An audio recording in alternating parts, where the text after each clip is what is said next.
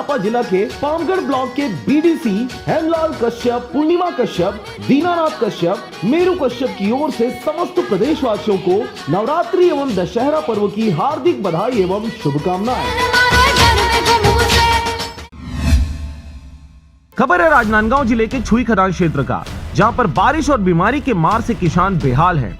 खेतों में पानी भर जाने से कीट के प्रकोप की आशंका बढ़ गई है। फसल गीली होने की वजह से इसके पूरी तरह खराब होने की भी अंदेशा है। 80% परिवारों की जीविका खेती पर निर्भर है। फसल की अच्छी पैदावार होने पर किसानों के घर में पर्व त्योहार का रंग और उमंग देखते ही बनता है।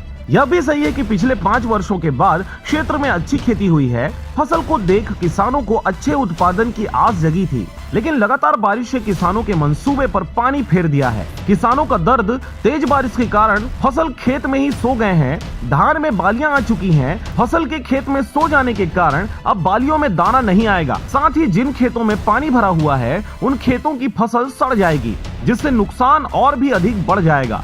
कर्ज लेकर किसी तरह इस वर्ष खेती की, लेकिन तेज हवा के साथ बारिश होने से धान खेतों में ही गिर गए हैं। धान की बाली पानी में डूबा हुआ है। कुछ दिन बाद उसमें अंकुर आना शुरू हो जाएगा। इससे फसल को नुकसान होने की संभावना है। इसके साथ ही ग्रामीणों की सरकार से मांग है कि उन्हें गरीब किसानों को मुआवजा देना चाहिए।